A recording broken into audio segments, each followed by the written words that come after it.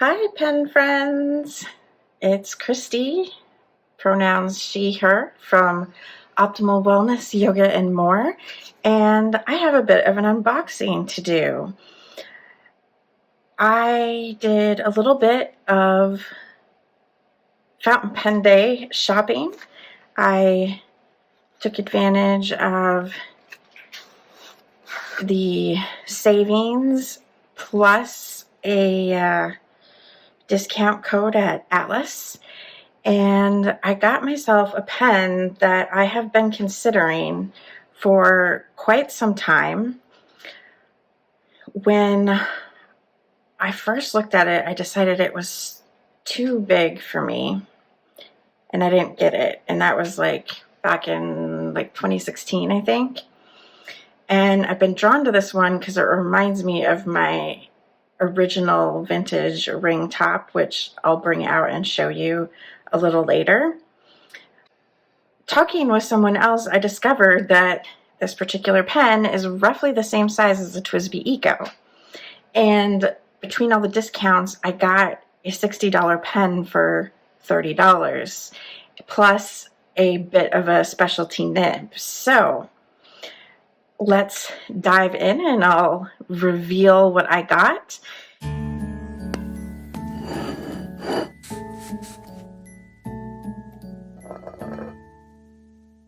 It is a Conkline. It's the cracked ice. And my ring top looks very much like this, but it's yellowed over time. And of course, because it's a ring top, it's much smaller and petite. But they have the typical kind of jewelry clamshell sort of case. Nice little velvet ribbon holds it in. And then underneath, we have what I find kind of interesting is international short cartridges, one blue and one black, which is kind of cool, as well as all of the requisite paperwork, warranties, and whatnot, and instructions. And let's take a look here at the, let me move that out of the way for the moment. Let's take a look at the pen here.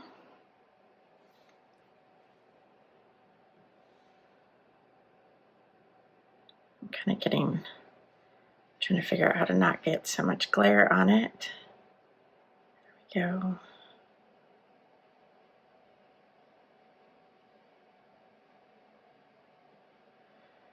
And I haven't checked to see how many turns it takes to remove.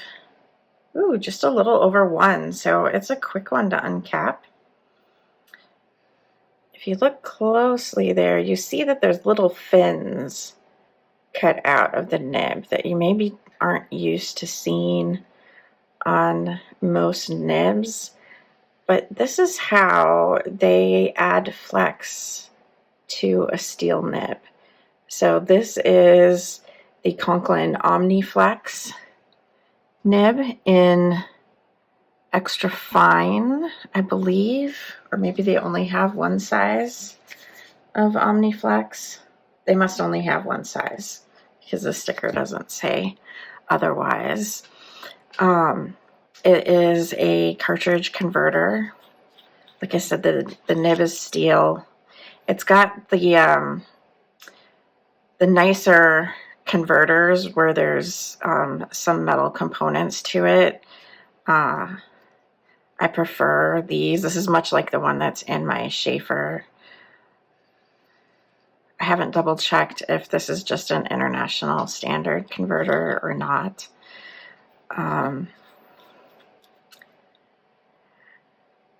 But there's some nice little filigree scroll work on the nib, and it says Conkline. And looks like the nib and the feed are nicely aligned. We have a black section, black finials on either end. The top of the cap says Conkline. See if I can get it to focus.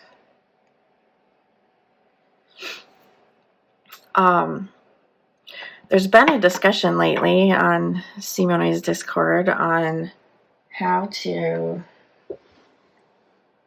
check your brand new pens. And I'm going to see if I can show you some of those steps.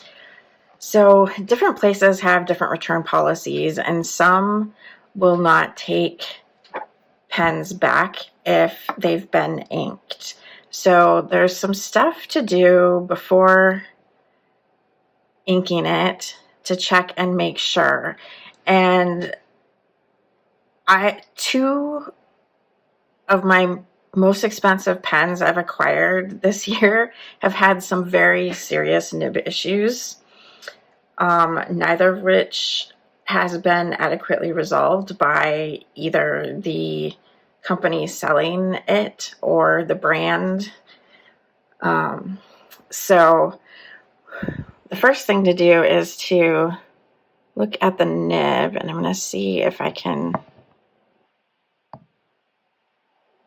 give you just, maybe not. And what you want to do is to use a loop. This is a 10x. I really recommend like a 16 or higher. And that's what I generally use, but it's hard to demo with that one on camera.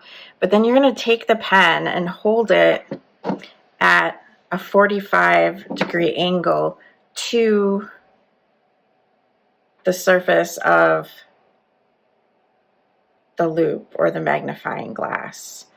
And you just want to look at it head on there, and you can see then how the tipping looks, if the tines are aligned, if the feed and the nib are aligned. And then you might also take then and look at it directly from the side. I find if there's anything off in the alignment, it's a little easier to identify which tine is off if you look at it that way, and then you want to look at it on the other side of the nib too. So you want to check, make sure that things are in alignment. If they aren't, you're going to want to contact the retailer where you got the pen. In some cases, they may then send you to the distributor of that brand in your country, or you may just exchange it.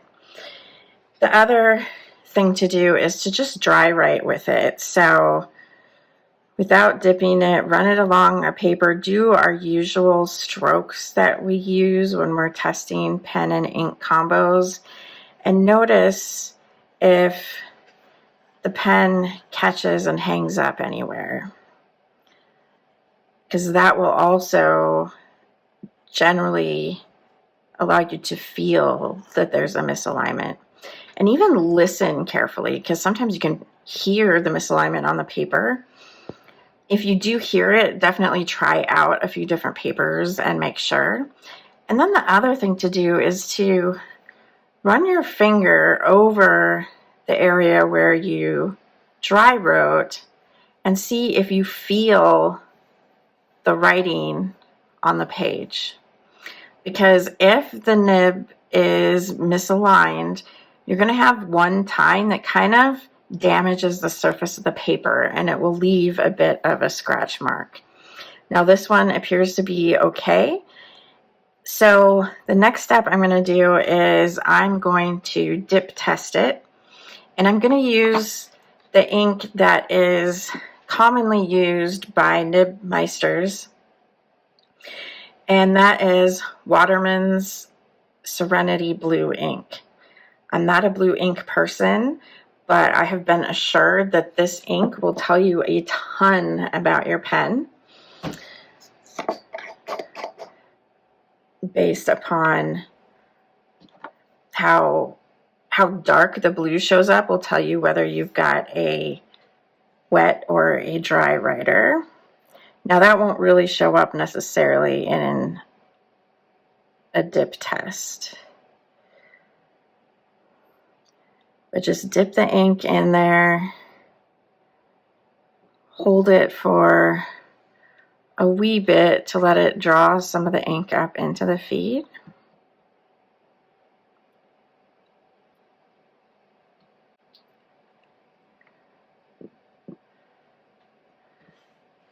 And then go ahead and give it a whirl.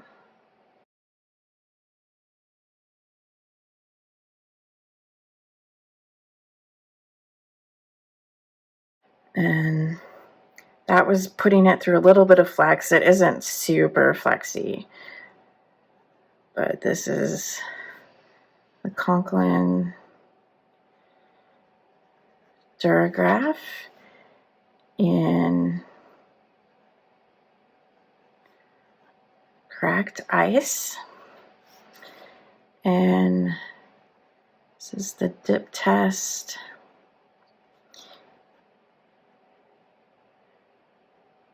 In Waterman Serenity Blue. And this is my first time using the Waterman ink and actually like truly dip testing. So, okay. And of course, because I did flex it, did run out of ink. So if I don't flex, that's kind of the standard width, and that's kind of my max flex that I feel comfortable doing without fear of of springing the nib. I'm not feeling any catches. I'm not having any skips with any of my strokes. And well, I don't often take the time to write with flex. I thought I'd go ahead and get this Omniflex because I'm wanting to just try as many flex nibs as I can get my hands on.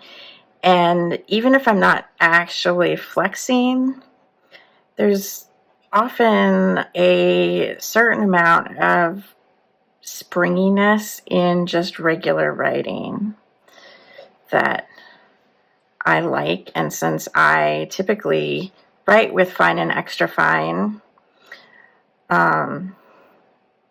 it works really well for me as an everyday writer.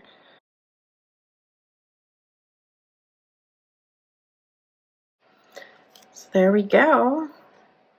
I'd say that was a successful dip test.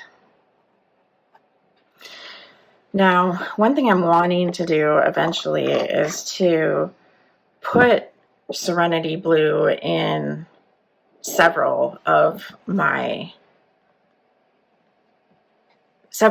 pens and compare them to get that sense of wet or dry. But I thought that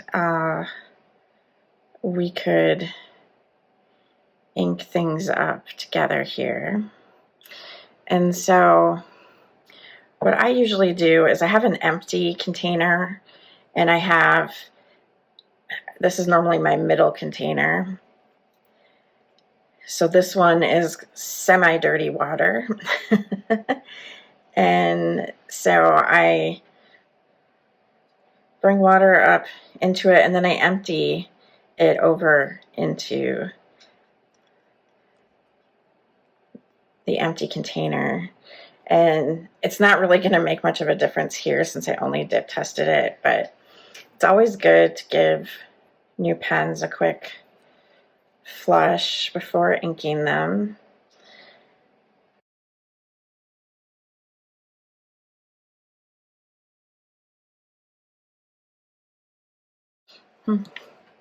Give me a second. I can't seem to get the converter out. Let me see if...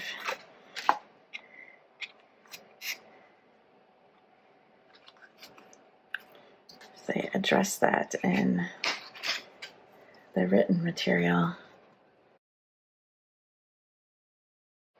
No, it's a push to fit. Okay, I'll keep trying. I will say I'm having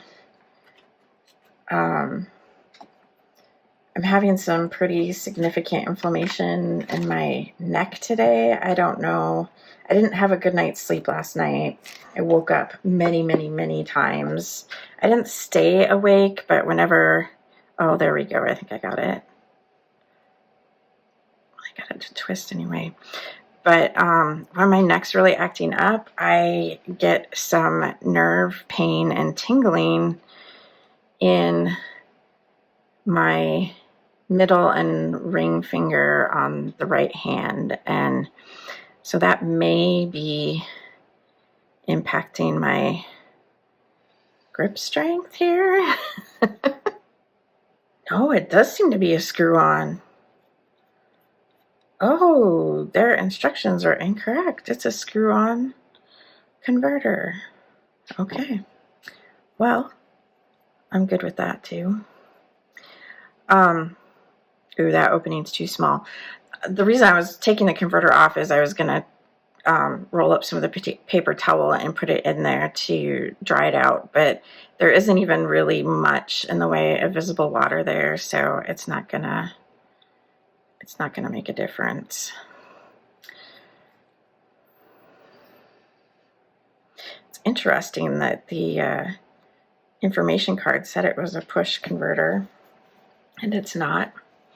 So I thought the ink that I would put in there would be Diamine Twilight. I think it'll kind of fit in with the other inks I have inked up this month.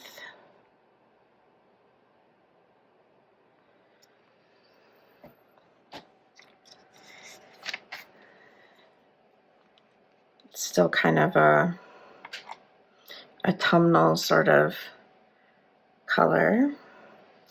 And let's see if I can fill it from, yep. Ooh, pretty darn good fill too. I didn't need to have that complete of a fill, but that's okay, because I know from swatching that this is an ink that I particularly like and would not mind getting a bottle of.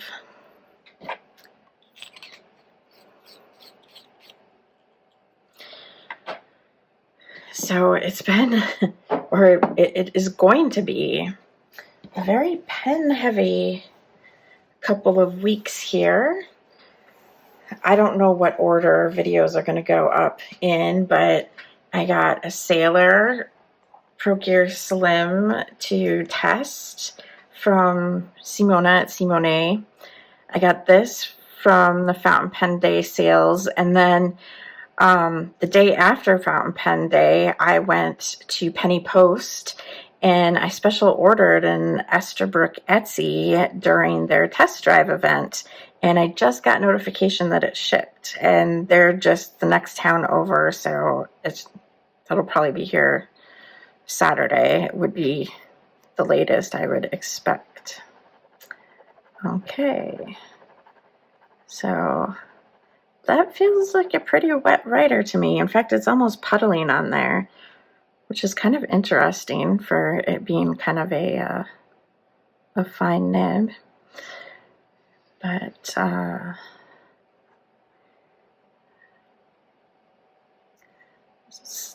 Diamine Twilight in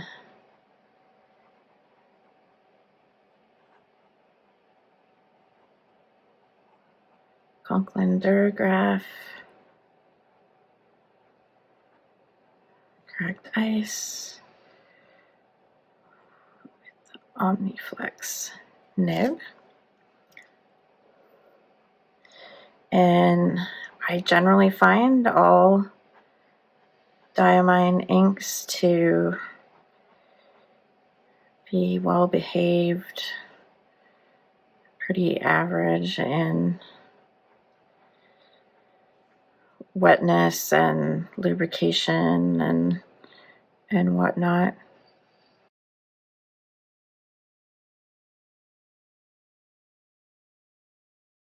And this is in my Hobonichi Weeks, if you're not familiar with that.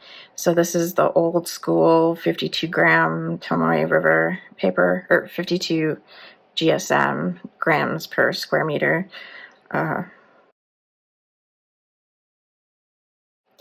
And I should apologize. I do reduce background noise, but my working space is in the basement and it's tile flooring. So it is quite chilly down here year round, but it's gotten even chillier. So it was like 64 degrees when I first sat down here. So I have a space heater running. So you may hear a slight kind of buzzing in the background. I'll do my best to remove what I can of it, but I also need to be comfortable. So does anyone else have to really stop and think hard to do their twirls the other direction? I have to really think about that. But yeah, overall, I am quite happy with this addition to my pen collection. You know, even at full price, it's, you know, it's not a super expensive pen, but it is, you know, it's got more longevity in it than the TWSBIs. So that was another thing that kind of appealed to me. Oh, and before I forget, let me grab my ring top. This was my very first fountain pen. My wife bought it for me at a flea market in Fort Collins, Colorado. It's got some scratches and dings. There's no brand identification on it. You can see there's a very obvious breather hole right here.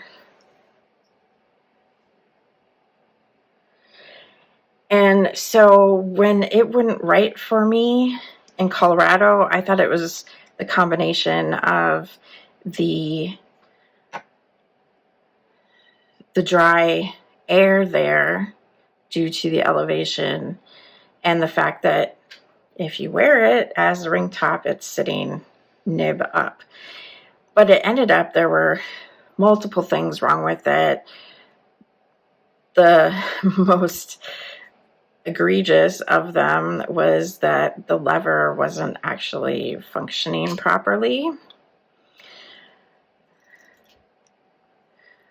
But also the sack really needed replaced. And I had it replaced at the pen show in 2016 here in DC. You can see it sitting in there now. And yeah, it didn't right away, like one part of it pulled away from the stem. So I didn't really get much use out of it after that. After that one one's filling probably was about all I got. And being a small pen, it didn't hold very much. But I love the nib because of course it's gold and it has a massive amount of flex to it. Let me see if I can look at how much those tines spread, and they just pop right back together. So that's the key to getting really good thick and thins with flex nibs, and that's where I feel that the steel versions kind of lack. even if you can push them pretty far, they don't seem to like snap back as quickly. So, but you can see why I liked the cracked ice. And so this Duragraph is kind of like my functioning ode to my first fountain pen. And I am going to have this resacked again and see if we can get it to keep functioning this time. I think my wife has a pen or two that she wants to send off to Fountain Pen Hospital, and we might as well throw that one in there with it. Sizes. Now I mentioned that it's basically the same size as a TWSBI. I don't have my TWSBIs here at the moment, but I do have a Safari. This is the All-Star. And here's a Lamy. Like they're pretty much the same size. And then a Jinhao 82, which is more or less the same size as a Sailor Pro Gear Slim. And then taking a look at the nib sizes. I haven't really looked at the tech specs on the Duragraph. I assume, yeah, I don't have a nib on the Safari at this exact moment. I believe that the Duragraph is a size 6 nib. The Jinhao is a size 5, and then Lammies are Lammies. So there you go. Overall, quite happy to add this to the collection. Do you have a Conkline Duragraph or any other Conklines, and what has been your experience with them? I'd love to hear. And I will definitely be reporting on this one when I do the monthly roundup at the end of November here. And I'm sure it will be in my monthly rotation on a fairly regular basis. So that's it for this new pen day.